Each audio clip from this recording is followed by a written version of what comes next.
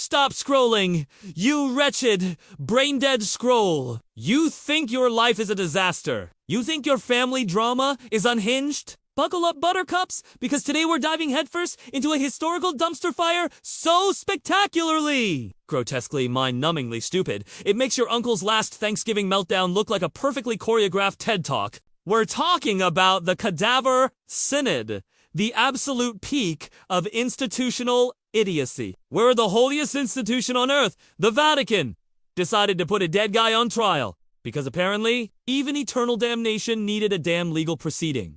Yeah, you heard that right. Chucklehead's a corpse on trial in a courtroom with lawyers. It is like a particularly uninspired episode of Law and Order. SVU. If the victim was also the defendant and had been decomposing for 9 months, this wasn't just some quaint, forgotten footnote buried in a dusty manuscript. This was the original viral content, a religious reality show before reality shows even knew how to spell scripted, proving that even 1,000 years ago humanity was perfectly capable of producing content so off-the-rails insane. It practically demanded to be shared, or at least whispered about, with horrified glee. What could possibly go wrong when you mix divine authority with the petty insecurities of powerful men? Spoiler alert! Everything, always, forever. Welcome back to the Midnight Meme Historian, where we meticulously unearth the most tragically absurd moments of human history, dust them off, and roast them like a particularly tough holiday ham. Today, we're peeling back the layers of sanctimonious hypocrisy to expose the Vatican's most epic institutional a move so baffling it almost makes you think they were just trying to get some early medieval clout. An original, holy shit show that would make even the most jaded TikTok influencer blush. We're talking about the time a dead pope was dragged out of his tomb, dressed in his finest robes, and made to answer for alleged crimes. Because apparently, the afterlife doesn't automatically clear your legal record in 8th century Rome. Now, you might be sitting there thinking, but Dr. Sardonicus, surely this is some kind of elaborate prank, a bit of historical theater. Oh, my sweet summer child, you couldn't be more wrong. This is disturbingly, hilariously, tragically real, a testament to the fact that power, even divine power, often resides in the hands of some truly unhinged individuals, turning the sacred into the profoundly, morbidly silly. So, let us dive into this necrotic nightmare and find out why prosecuting a corpse became the ultimate medieval flex, and why this story is still more bonkers than a crypto bro explaining NFTs to his bewildered grandmother. Act 1. The setup. Pope Formosus. A man so dead he got cancelled, our tale of profound Papal pettiness begins, as all good stories do. With a dead guy, specifically, Pope Formosus. This wasn't just some random pontiff. Formosus was a career clergyman, a man who'd seen some things. He'd been excommunicated, then reinstated, then excommunicated again, then reinstated again. The guy had more comebacks than a pop star on their 5th farewell tour. A true master of the ecclesiastical soft shoe. He served as pope for 5 years, from 891 to 896, doing all the usual pope stuff.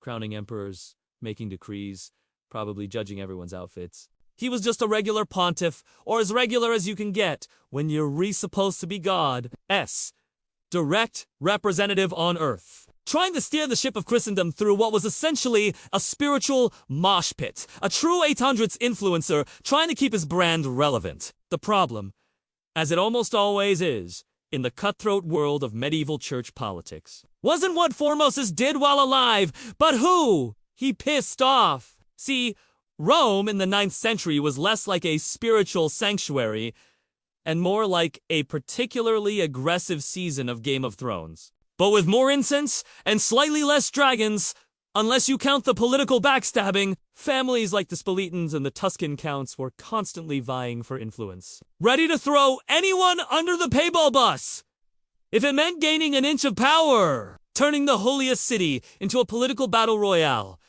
where everyone was a potential backstabbing weasel. And Formosus, bless his devout little heart, had a nasty habit of aligning himself with the wrong crowd, or at least the crowd that eventually became the wrong crowd, which is basically the same thing in this era. He crowned a dude named Arnulf as emperor, which annoyed another powerful family, the Spoletans, who thought their guy should have been wearing the sparkly hat if you think modern politicians are petty. Remember, these guys were literally fighting over who got to wear the biggest hat and sit on the most uncomfortable chair.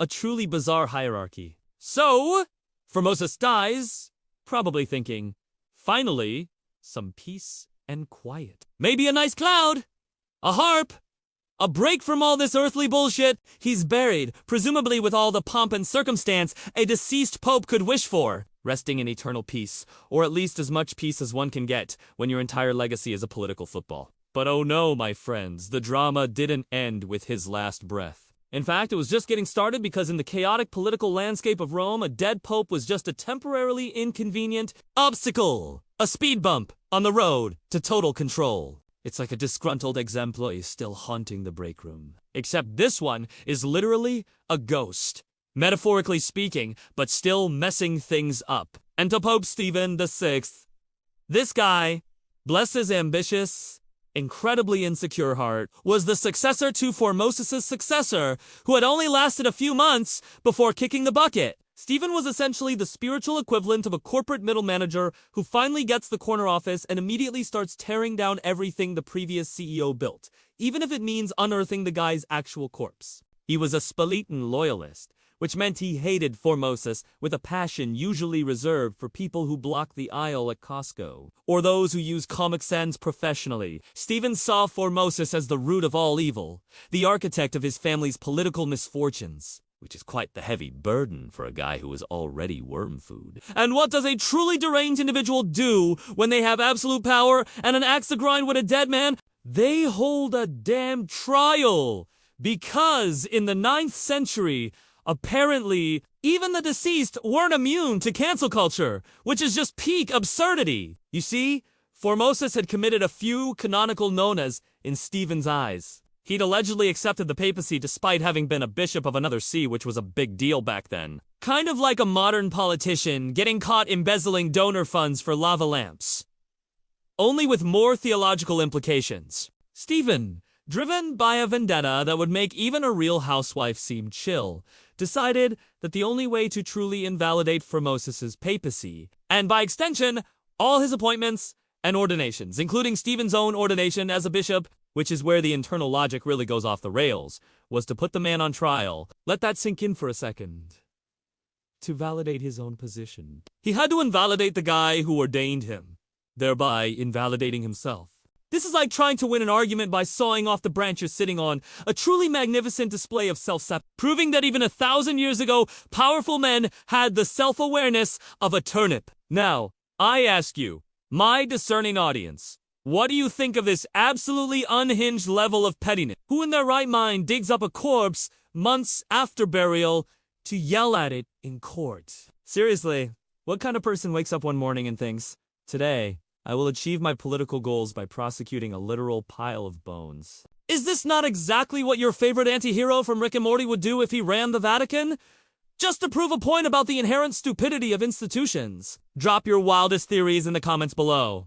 Who would you compare Pope Stephen VI to in today's political or social landscape? Because, to me, this level of vengeful, self-defeating grandstanding feels suspiciously similar to certain orange-faced former presidents still tweeting about rigged elections and demanding recounts on events that happened years ago. A truly timeless display of human insecurity. So, the stage was set for a spectacle that would redefine unprofessional conduct for centuries to come. Pope Stephen VI, with all the grace and subtlety of a bull in a porcelain shop, decreed that Formosus would stand trial. Not his ghost, not his memory, but his actual, decomposing, physical form. The preparations began, probably involving some very uncomfortable conversations with the undertakers and a whole lot of air fresheners, because you just know that Roman heat combined with a 9-month-old cadaver was not going to smell like roses. And believe me,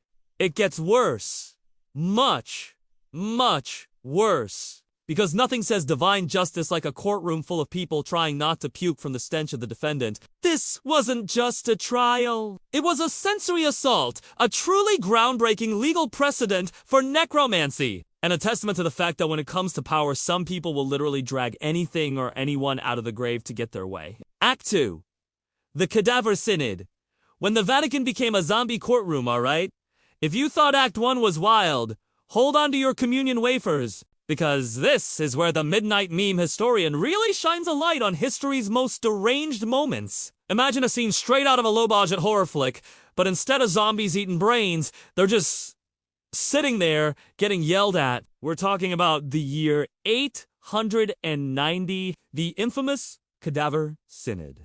Pope Stephen VI, fueled by a combination of religious zeal, political ambition, and what I can only assume was a severe lack of chill, ordered the exhumation of Pope Formosus, who had been dead and buried for a good 9 months, was forcibly evicted from his eternal slumber. Much like a perpetually online influencer being dragged offline by their parents, except this was a little more permanent.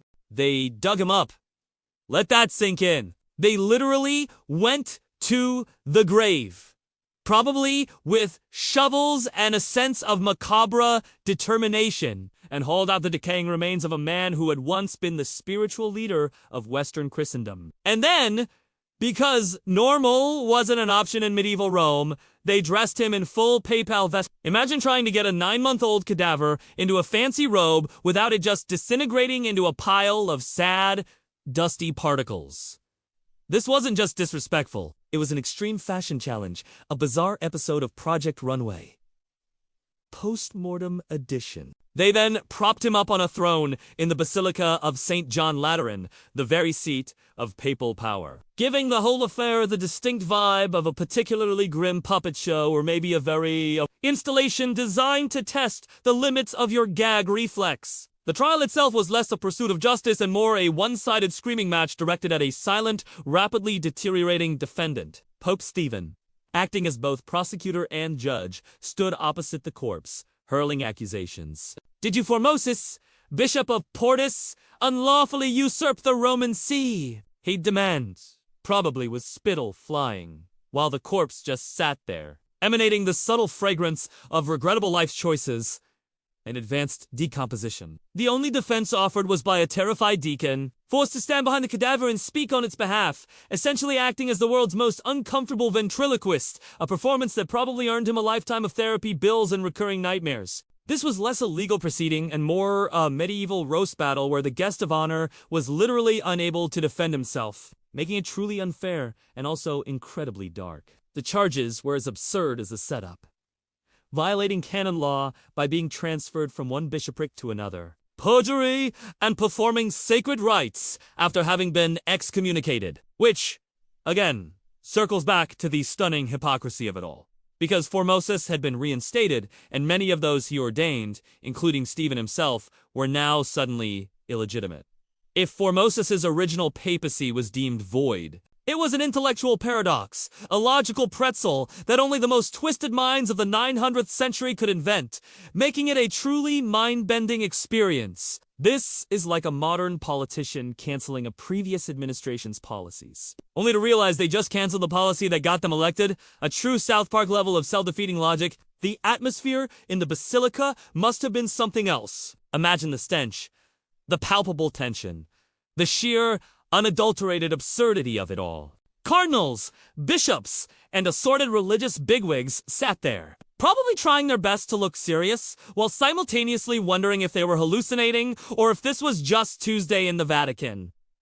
This was a holy shit, really. Moment before anyone even knew what a holy shit was. A profoundly unsettling spectacle that made even hardened medieval folks question the sanity of their spiritual leaders. And what do you think, my discerning viewers, was going through the minds of those present? Would you have been able to keep a straight face? I'd wager even the most stoic medieval stoic would have been struggling not to break into a hysterical fit of laughter. Because sometimes the only way to cope with such monumental absurdity is to embrace the inner Rick Sanchez and just scream, wubba, lubba, dub-dub, at the top of your lungs. Stephen, clearly loving every minute of his deranged courtroom drama, continued to berate the dead man, demanding answers, probably sweating profusely and adjusting his robes. This was his moment, his chance to rewrite history. to literally cancel a dead guy,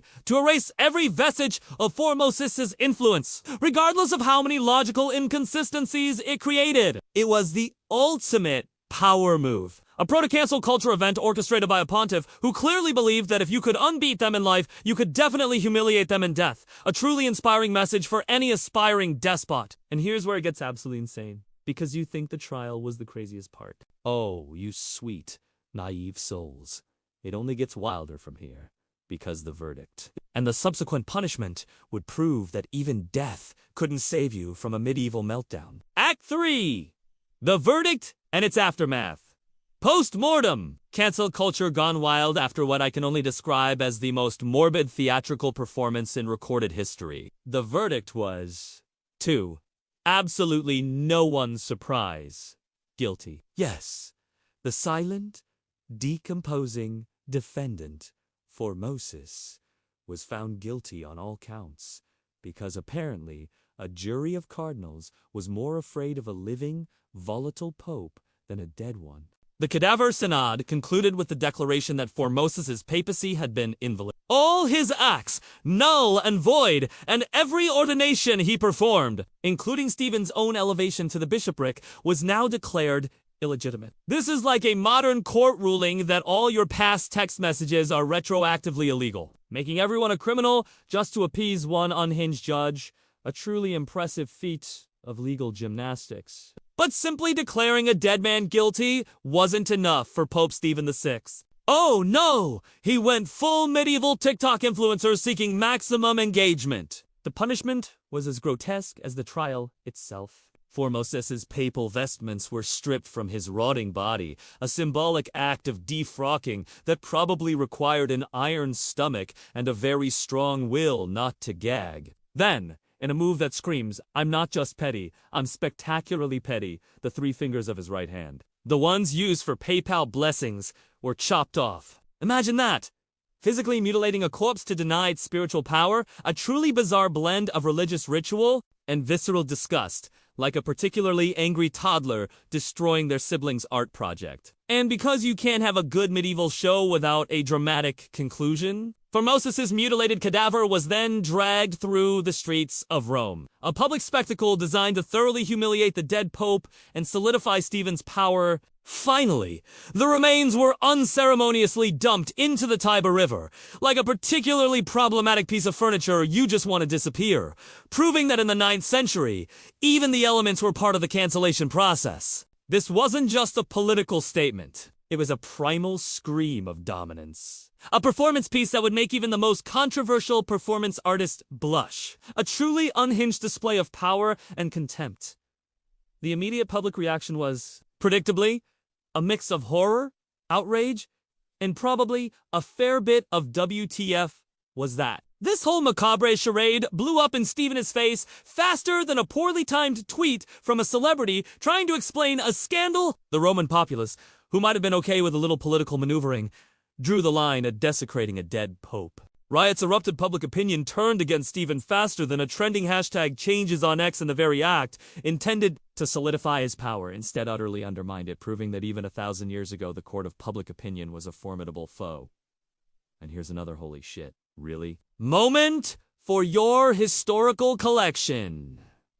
Pope Stephen VI, the mastermind behind this cadaver caper, was eventually imprisoned by a furious Roman mob. And what happened to him in prison? He was strangled to death, probably by people who were still traumatized by the smell of the Cadaver Synod, and decided enough was enough. The man who prosecuted a corpse ended up a corpse himself. A victim of his own spectacular overreach and the sheer human capacity for IV had it up to here with this nonsense. It's almost too poetic. A truly divine retribution. A circular narrative of petty power struggles devouring their own, making it a truly delicious piece of ironic justice. The chaos didn't stop there. Formosus' body was later recovered from the Tiber by a monk, because apparently even the river couldn't keep it good. Controversial! Pope down! He was reburied, then dug up again, then a literal zombie pope bouncing around the ecclesiastical landscape like a forgotten package in the mail. Over the next few years, successive popes would either uphold Stephen's judgment or declare it invalid, leading to more papal whiplash than a synchronized swimming team on a roller coaster, turning the entire papacy into a chaotic game of hot potato with a dead guy's reputation. This prolonged battle over the memory of Formosus highlights a crucial truth that the Midnight Meme historian often uncovers. Institutions, especially those built on power and dogma, have an almost infinite capacity for self-inflicted wounds and profound public embarrassment. So, what does this ancient, macabre meme tell us about humanity, about power, about the pathetic need for institutions to maintain their illusions of control even over the deceased? It tells us that people will believe anything if it's dressed up in enough pomp and circumstance. Even if it involves prosecuting a cadaver like it's a recalcitrant chatbot or a problematic AI caught spreading misinformation. This whole unholy mess wasn't about justice. It was about branding, about asserting dominance in a spiritual hierarchy built on more bullshit than a commercial dairy. Farm a truly timeless tale of human ego and the grotesque lengths it will go to. What a truly fascinating exploration into the dark humor, history, and historical fails of the past. Wouldn't you say? And speaking of brand management, if you're finding this deep dive into historical idiocy as hilariously depressing as I am, make sure to hit that like button. Seriously, smash it like Pope Stephen smashed Formosus's reputation, because it tells the YouTube algorithm that you, too, enjoy watching dead people's bad decisions get Also, let me know in the comments below.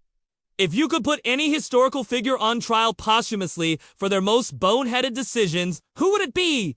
And what would be the most absurd charge you'd level against them? And for more history, uncensored, and sarcastic documentary content, don't you dare forget to subscribe to the Midnight Meme Historian.